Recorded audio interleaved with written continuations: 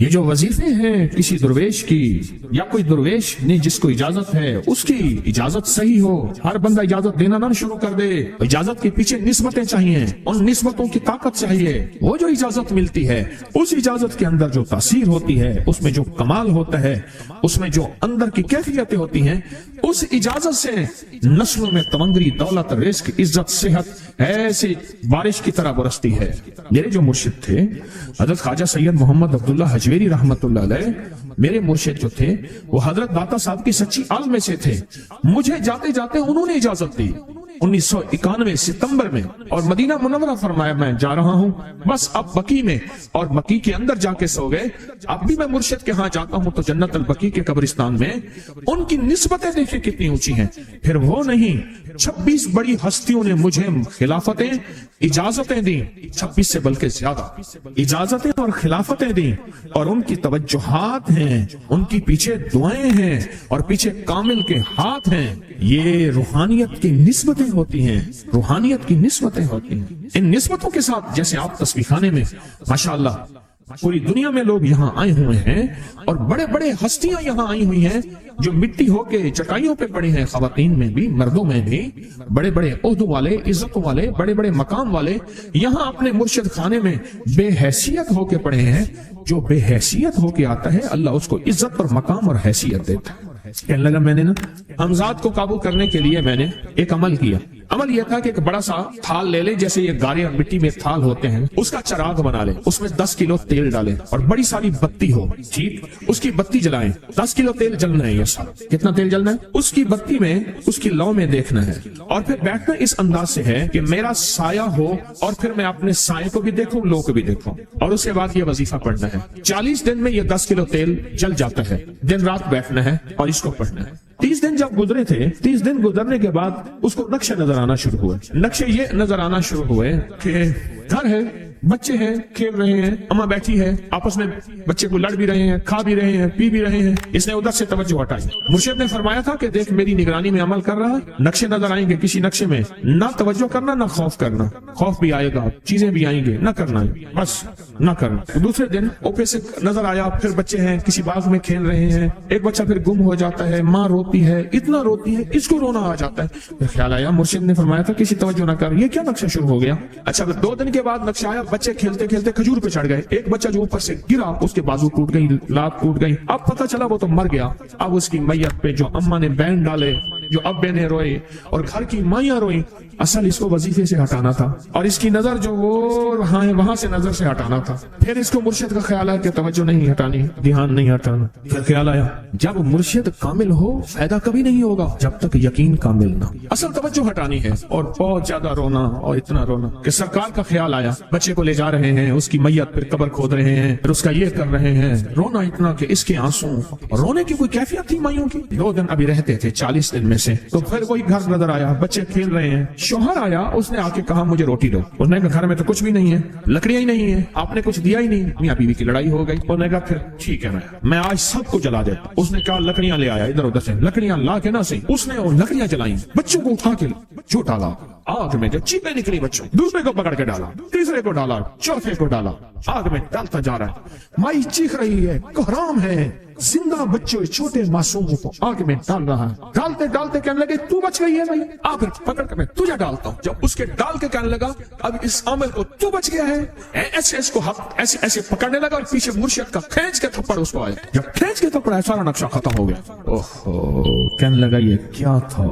مرشد کامل ایسا ہوگا جڑا لولوں دے وچ وسے ہو، نال نگاہ دے پاک کریندا، نہ صابن سچی تھتے ہو۔ یہ اس وقت ہوگا جب یقین ہوگا، جب تیرا یقین کمزور ہے۔ مرشد کامل ہے، یقین کامل نہیں، ناکام رہے گا ساری زندگی، تھرمامیٹر لگاتا رہے گا۔ کوئی کہہ دے گا کہ تیرا مرشد 1 نمبر ہے، ولی ہے، کہا سبحان اللہ۔ کوئی کہہ دے گا 2 نمبر ہے، کہے توبہ توبہ، ساری عمر اسی زندگی میں رہے گا، کبھی نہیں پا سکے گا۔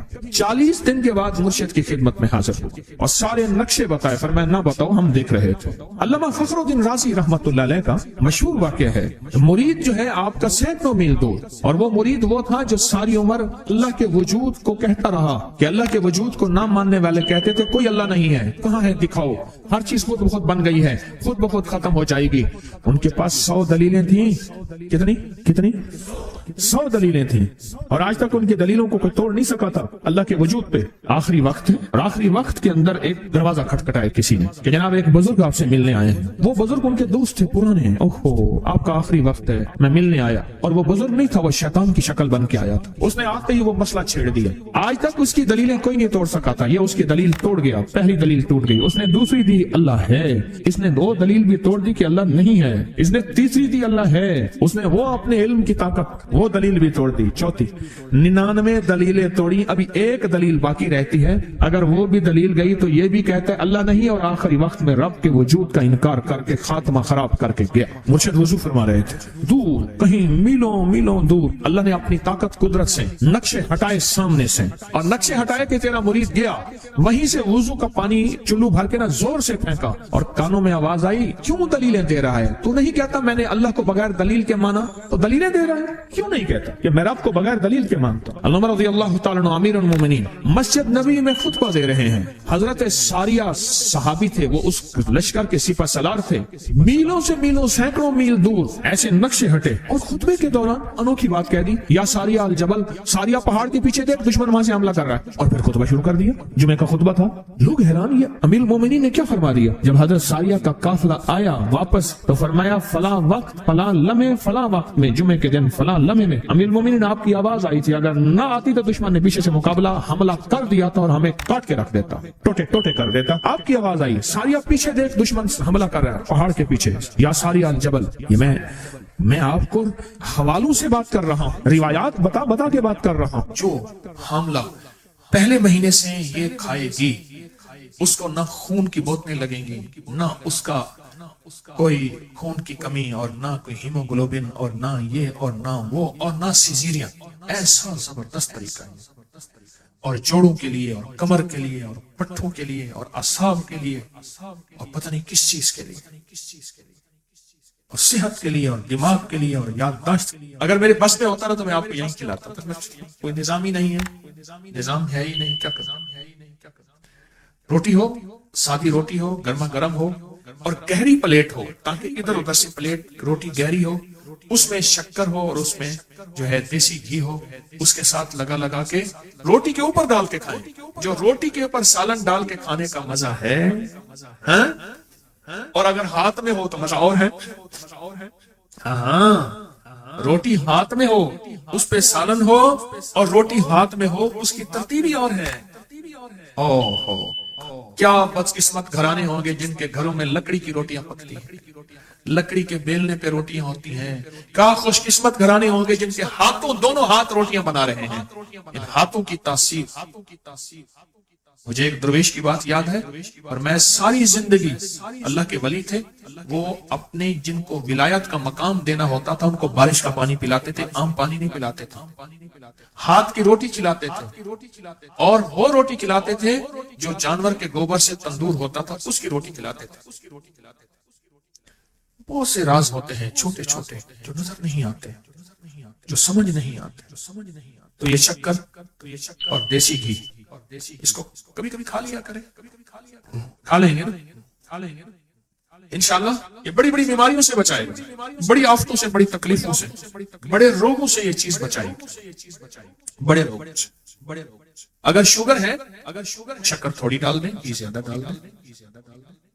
वैसे इससे इंशाअल्लाह ताला शुगर नहीं हाई होगी, शुगर का निजाम नहीं बढ़ेगा इंशाअल्लाह ताला इससे। घी शक्कर से रोटी खाइए, अपनी नस्लों को भी इसका आदी बनाया। सादी रोटी हो, उसमें देसी शक्कर हो और घी हो। रोटी शक्कर नाल तो दुनिया मत करना।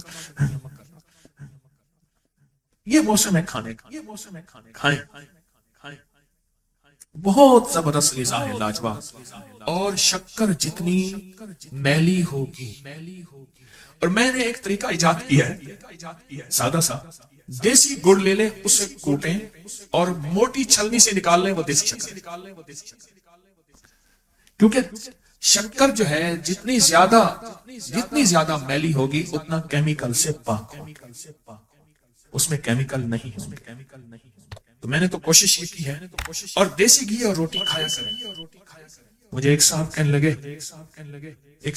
لگے یہ تو دل کے ڈاکٹر نہ ساتھ بیٹھے ہوئے تھے، کہنے لگے یہ ساری زندگی انہوں نے مکھن نہ کھاؤ، دیسی گھی نہ کھاؤ، تمہارا دل کا مسئلہ ہے، تمہارا کولیسٹرول ہے، یہ ہے۔ کہنے لگا لوگ بیچارے ترستے مر گئے۔ اب ریسرچ آئی ہے، نہیں دیسی گھی اور مکھن سے کولیسٹرول نہیں بڑھتا، کسی اور چیز سے بڑھتا ہے، اب کھا لیں۔ کہنے لگے کہ یہ بیچارے، وہ ڈاکٹر صاحب بیٹھے تھے، کہنے لگے انہوں نے ساری عمر لوگ بیچارے ترستے مر گئے۔ یہ دیسی غذائیں اپنی زندگی میں اپنی نسلوں کو اس کا عادی بنائیں، اس کا تعارف کروائیں، ان دیسی غذاؤں کا صبح صبح اس کا ناشتہ کرائیں، ایک کپ ہو دودھ کا اوپر سے وہ پی لیں، صبح اس کا ناشتہ ہو، صبح اس کا ناشتہ کریں۔ یہ چھوٹے ٹوٹکے بھی دانستہ بتاتا ہوں۔ غریب بیچارہ مزدوری کر کے لے آیا، بیوی نے بھی مزدوریاں گھر میں کی، مزدوری کر کے لے آیا اور اون اکٹھی کر کے لے آیا۔ بیوی نے کہا مجھے اون لا کے دے دے، اون کو کاٹوں گی، دھاگا بناؤں گی، پھر اون کا لباس بناؤں گی، چیزیں بناؤں گی، پھر یہ بیچ آنا، پھر اس سے پیسے آئیں گے، پھر ہم اس سے اور زیادہ کاروبار کریں گے۔ اس طرح ہوتے ہم خوشحال ہو جائیں گے۔ اون لے آیا، جب اون لے آیا تو اب وہ اون رکھی تھی، ایک چیل آئی اور وہ اون اٹھا کے لے گئے، ایک دم ایسے چھپٹی اور ساری اون اٹھا کے لے گئے۔ یہ رونے لگے بیچارے، اللہ اتنے دنوں کی کمائی، پیسہ رتی دمڑی کوڑی جمع کر کے، یا اللہ یہ صبر والے تھے۔ بعض اوقات اللہ ہاتھوں سے دے کے چھین لیتا ہے اور انسان سمجھتا ہے میرے سے ظلم ہوا ہے، ہاتھوں سے دے کے اللہ چھین لیتا ہے، انسان کہتا ہے ظلم ہوا ہے۔ جو اللہ کی پہچان رکھنے والے کہتے ہیں، وہ کہتے ہیں لطف سجن دم بدم، قہر سجن کہا گاہ، ایمی سجن واہ واہ تے اومی سجن واہ واہ۔ مولا مجھے تیری تسلیم اور رضا ہے، اگر تو نے لے لیا تو اس میں کوئی خیر ہوگی، مجھے پتہ نہیں، میں پھر بھی تجھ سے مانگتا رہوں گا۔ اب یہ بھائی گھر والے بیچارے اللہ سے مانگتے بھی رہے، روتے بھی رہے کہ یا اللہ چھوٹا پیسہ جمع کر کے یہ اون لی تھی، پھر پیسے جمع کرنا شروع ہو گئے۔ کچھ ہی دنوں کے بعد اس مائی نے کہا کہ فلاں درویش ہیں، ان کے ہاں جاؤ، کوئی دعا کراؤ کہ ہمارے دن بدل جائیں، ہماری صبح شامیں بدل جائیں، کوئی دعا کراؤ اور ان سے کوئی اللہ کر لے آؤ۔ یہ وہاں جا کے بیٹھے تو ایک قافلہ آ گیا تاجروں کا، اور تاجروں کے قافلے نے آ کے وہاں ایک کہانی سنائی کہ ہم کشتی میں جا رہے تھے، اچانک ہماری کشتی میں سوراخ ہو گیا، بہت کوشش کی اس کو بند کرنے کی کہ سوراخ بند نہ ہوا، اور ہمیں خطرہ تھا کہ ہماری کشتی ڈوب جائے اور ہم ختم ہو جائیں گے۔ اچانک ایک چیل نے اون پھینکی ہمارے پاس، اور ہم نے وہ اون جو ٹھونسی اس سوراخ میں، سوراخ بند ہو گیا۔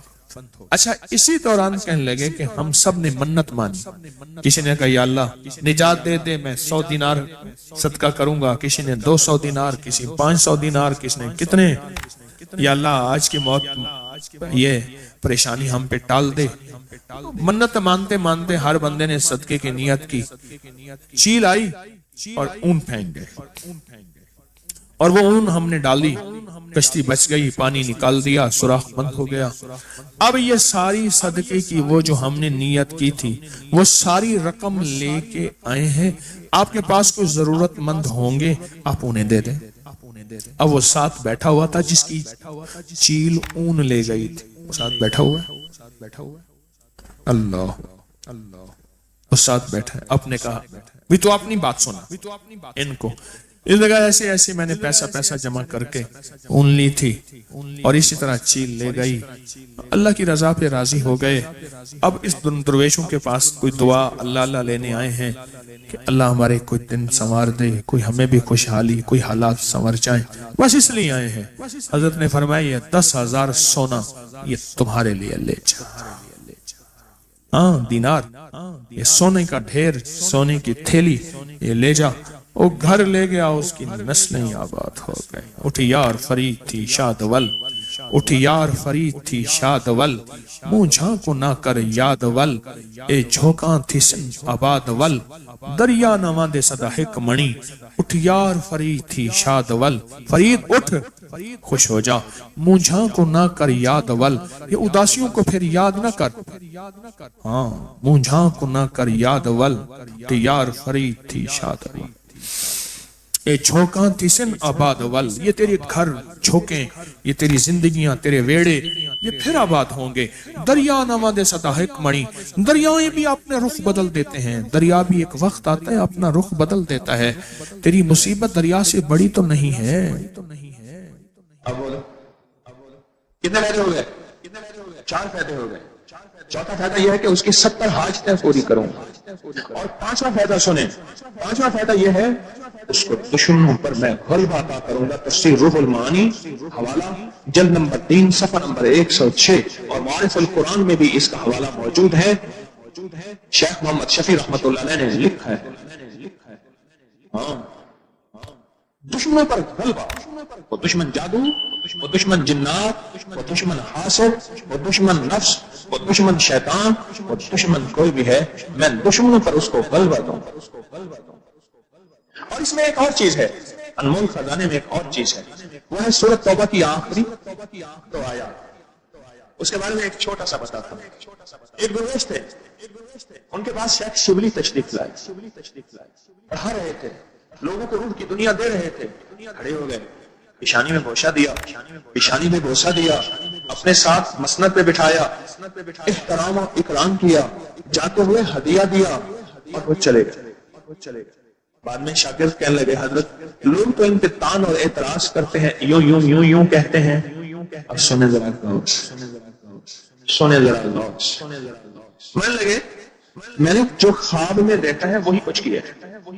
خواب دیکھا یہ میرے آقا کی بارگاہ میں یہ بندہ حاضر ہوا، حضور اٹھ کے کھڑے، سبحان کھڑے ہو گئے، میرے حضور نے ایسی پیشانی میں بوسہ دیا، پیشانی پہ بوسہ دیا، ایسی اعزاز اکرام احترام پیار کیا جو میرے حضور نے کیا۔ میں نے حضور سے پوچھا خواب ہی میں، یا رسول اللہ صلی اللہ علیہ وسلم ان کا یہ عمل کس وجہ سے ہے؟ فرمایا 80 سال سے ہر نماز کے بعد یہ بندہ لقد جاءکم رسول والی آیت، دونوں آیتیں پڑھتا ہے، اس لیے میری بارگاہ میں ان دونوں آیتوں کے پڑھنے، یعنی سورۃ توبہ کی آخری دونوں آیتوں کے پڑھنے کی وجہ سے میری بارگاہ میں یہ مقام ہے، یہ وقار ہے، یہ عظمت ہے۔ سبحان اس سے بڑی ولایت کی انتہا کیا ہوگی؟ میرے حضور استقبال فرمائیں، میرے حضور پیشانی پہ بوسہ دیں، اور میرے حضور بٹھائیں، پیار کریں، محبت کریں، اس سے بڑا اور کیا ہوگا؟ اس آیت کے اندر تصویر بہت ہے، اس آیت کے اندر دیدار مصطفیٰ بہت ہے، اس آیت کے اندر رزق اور روزی بہت ہے، اور اس آیت کے اندر حفاظت کفایت کفالت بہت ہے۔ اور 5 تو آپ پڑھتے ہیں یہ آیات، اور 6 پڑھتے ہیں انمول خزانہ نمبر 1 میں دعائے ابو درداء۔ حضرت ابو درداء رضی اللہ تعالیٰ عنہ میرے کملی والے کے غلام صحابی ہیں، فرماتے ہیں کہ وہ بیٹھے تھے، ایک بندہ آیا کہنے لگے شیخ آپ کے گھر کو آگ لگ گئی، میں نے نہیں لگی، بڑے اطمینان سے۔ دوسرا آیا کہنے لگے آگ لگ گئی، میں نہیں لگی۔ تیسرا آیا، اس نے کہا آپ کے گھر کے دروازے کے، آپ کے گھر کے قریب پہنچی تھی اور بجھ گئی اور آپ کا گھر بچ گیا۔ اہل مجلس اہل محفل نے پوچھا آقا آپ کس بنیاد پہ فرما رہے تھے؟ فرمایا میرے حضور نے فرمایا جو بندہ یہ دعا پڑھ لے گا صبح شام تک اس کا کوئی حادثہ نہیں ہوگا۔ میں یہ دعا پڑھ کے آیا ہوں، میں نے دعا بھی پڑھی ہے اور دعا کا یقین بھی لیا ہے۔ ایسا مجھ سے کہنے لگے میری گاڑیوں کا ایکسیڈنٹ بہت ہوتا ہے اور مجھے چوٹیں بہت لگتی ہیں اور میرے کھانے میں سے بال بہت نکلتے ہیں۔ میں نے کہا یہ دعا پڑھو، اللہم انت ربی لا الہ الا انت۔ یہ ابو درداء کی دعا ہے رضی اللہ۔ اس نے پڑھا، اس کے مسئلے حل ہو گئے۔ چلو اس میں ایک اور آیت ہے انمول خزانے کی بات، شاہد اللہ انہ لا الہ، یہ آیت ہے، اس کی ایک فضیلت بتاتا ہوں، بڑے کمالات ہیں اس آیت مبارکہ کے۔ دو بندے جا رہے تھے سفر میں جا رہے ہیں، رات کو جنگل پڑ گیا تو کسی محفوظ جگہ پہ جنگل میں اپنا قیام کا ارادہ کیا کہ رات یہیں سو جائیں کسی محفوظ جگہ۔ آدھی رات میں آنکھ کھلی اور کانوں نے سنا، دو بندے آپس میں باتیں کر رہے ہیں پر نظر نہیں آ رہے ہیں۔ ایک کہنے لگا اس کو چھیڑیں، اس کو تنگ کریں، پریشان کرے. دوسرا کہنے لگا پردیسی مسافر ہے, پردیسی مسافر, اس کو کیوں چھیڑیں گے؟ جو بندہ سو رہا تھا اور وہ سن رہا ہے, اس کو کیوں چھوڑیں گے؟ اور دوسرا کوئی شیطان مزاج کا تھا, اس کے مزاج میں شیطانیت, یوسوس فی من الجنۃ والناس, کوئی ایسا تھا خرناس تھا. اس نے پھر کہا, اب یہ سن رہا اور وہ سزا دینے پہ تلا ہوا ہے, سزا دینے پہ تلا ہوا. آخر کہتے ہیں میں نے سوتے سوتے مجھے کسی نے بتایا تھا, درویش نے, جو بندہ یہ آیت پڑھ لے گا کسی کا وار نہیں چلے گا. کیا نہیں چلے گا؟ وہ کلہاڑی کا, چھری کا, بندوق تلوار کا, ریوالور پستول کا, تھپڑ گھونسے کا, جادو جنات حسد کا وار نہیں چلے گا. تو میں نے دل میں یہ آیت پڑھی. جب پڑھی نا, وہ جن جو شریف تھا اس نے بدماش جن سے کہا, مجھے میں نے کہا تھا کہ اس کو نہ چھیڑے. اب تیری اور میری ذمہ داری لگ گئی ہے کہ صبح تک وہیں کھڑے ہو کے اس کی حفاظت کر. چل بتاؤ, میں نے کہا تھا اس کو نہ چھیڑ, جا اپنا کام کر, تو خامخواہ کے لیے آ کے. اب تیری اور میری ذمہ داری لگ گئی, تیری اور میری ذمہ داری لگ گئی, تیری اور میری. یہ صبح تک اس کی کیا لگے سنا, اور پھر میں تسلی سے سو گیا. میں نے کہا اب ڈپٹیاں لگ گئی ہیں, اب تسلی سے سو. یہ وہ کمال اور حیرت انگیز بے مثال چیز ہے. شیخ امیر کلال رحمۃ اللہ علیہ کے بارے میں مجھے ایک صاحب نے بتایا. کیا لگے کہ میرے خواب میں آئے, انہوں نے اپنا پورا واقعہ مجھے سنایا. بہت بڑے ولی ہیں, بہت بڑے ولی ہیں. حضرت بہاؤالدین نقشبند رحمۃ اللہ علیہ, شیخ بہاؤالدین نقشبند رحمۃ اللہ مرشد ہیں, بہت بڑے ولی ہیں, بہت بڑے اللہ کے ولی ہیں. اللہ کے میرے خواب میں تشریف لائے شیخ, تو مجھے فرمانے لگے اپنے معمولات بتا, کیا پڑھتا ہے, میں تجھے اجازت دیتا ہوں خصوص. میں بتاتا گیا یہ پڑھتا ہوں, یہ پڑھتا ہوں, یہ پڑھتا ہوں. اللہ جب میں پہنچا نا دو انمول خزانے پہ, تو انمول خزانے میں فرمایا رک جاؤ اور مجھے پڑھ کے سنا. کہا میں نے انمول خزانہ نمبر 1 پڑھا, نمبر 2 پڑھا, پڑھ کے سنایا, اور کہا کہ سنتے ہی نا شروع پڑھے, وہ پڑھے اور فرمانے لگے جو شخص یہ دو انمول خزانہ پڑھتا ہے, دو انمول خزانہ, اس کے یہ کان ایسے ہاتھ لگائے. یہ شاید میں زندگی میں پہلی دفعہ یہ بات بتا رہا ہوں, شاید جیسے میں نے آج کیا نا کہ زندگی میں پہلی دفعہ میں نے کسی چیز پہ 3 دفعہ کیا عرض کیا, مبارک. ایسے کان فرمایا نا, کانوں پہ ہاتھ لگایا تو کان ایسے محسوس ہوئے جیسے ورقے ہیں. وہ ورقے بھی ایسے محسوس ہوئے جیسے پرانے دور میں ہاتھ کے بنے ہوئے کاغذ ہوتے تھے, اور اس پہ ہاتھ پہ لکھا ہوا خوبصورت سا ہاتھ کی لکھی ہوئی کتابیں. یہ ہمارے تبرکات کے حال میں بھی اب بھی پڑھی ہیں نیچے, ہاتھ کی لکھی ہوئی کتابیں اور ہاتھ کے کاغذ تبرکات والے حال میں پڑھے ہیں. ایسے لکھا ہوا تھا, ایسے لکھا ہوا تھا, اور ایسے سارا لکھا ہوا, اور کہا انمول خزانہ یہاں لکھا ہوا تھا, اور اللہم انت ربی دعا, اور یا لطیفم بخلقہ یا علیمم بخلقہ یا خبیرم بخلقہ الطب یا لطیف یا علیم یا خبیر, یہاں لکھا ہوا تھا. فرمایا دیکھو لکھا ہوا ہے, جی ہاں لکھا ہوا ہے. فرمایا جو شخص یہ پڑھتا ہے یہ حروف اس کے کانوں میں لکھے جاتے ہیں, اور یہ تختی ہوتی ہے ان فرشتوں کو دیکھنے کے لیے. یہ جو کرامن کاتبین کندھوں پہ فرشتے بیٹھتے ہیں, یہ ان کو دیکھتے ہیں اور اللہ سے اس کے لیے رزق بڑھواتے ہیں, تقدیر میں اچھا لکھواتے ہیں, اور اس کے لیے بیماریاں ٹلواتے ہیں, مصیبتیں ٹلواتے ہیں, راحتوں کا سامان پہنچاتے ہیں, دولت عزت برکت اور خوشیاں اور خوشحالیوں کے دروازے کھلواتے ہیں. یہ فرشتے اسی کو دیکھتے ہیں. دیکھ رہے ہو, اور کہا کہ فرشتے بھی دیکھنے ہیں, اور کہا کہ پھر کندھوں پہ بیٹھے فرشتے بھی دکھائے, اور کہا کہ یہ چیز نہ چھوڑنا, یہ نسلوں کو بھی دینا, اور نسلیں بھی اس سے استفادہ اور فیض حاصل کریں. یہ خواب بتایا, اس کے انوکھے فائدے بتائے. کہا کہ 7 زمینوں کے نیچے جو یہ انمول خزانہ پڑھتا ہے, 7 زمینوں کے نیچے اس کا نور چلا جاتا ہے, اور 7 آسمانوں کے اوپر اس کا نور چلا جاتا ہے. 7 زمینیں اور 7 آسمان اس بندے کے لیے مچلتے اور تڑپتے ہیں کہ مولا رزق دینے میں, خیر دینے, برکت دینے میں ہماری باری کب آئے گی, اور کب اس بندے کو خیر, عافیت, رزق, دولت, عزت, وقار, شان و شوکت پہنچائیں گے. 7 زمینیں بھی بے چین رہتی ہیں اور 7 آسمان بھی. جو یہ مسنون عمل کرتا ہے, دو انمول خزانہ, تو یہ مسنون عمل کرتا ہے. 7 زمینیں اور 7 آسمان وہ مچلتے ہیں اور وہ بے چین اور بے قرار ہو جاتے ہیں جو شخص یہ 2 انمول خزانے پڑھتا ہے.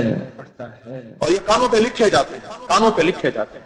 اور پھر اگلی بات فرمائی, یہی کانوں کا لکھا جب کسی کے سامنے آتا ہے بڑے بڑے اس کے سامنے چھپ جاتے ہیں، جہاں جاتا ہے یہ کانوں کا لکھی روشنی اس بندے کو موم کر دیتی ہے، چاہے جتنا بڑا ظالم جفاجو کینہ پرور ہو، اتنا بڑا ظالم جفاجو کینہ پرور ہو۔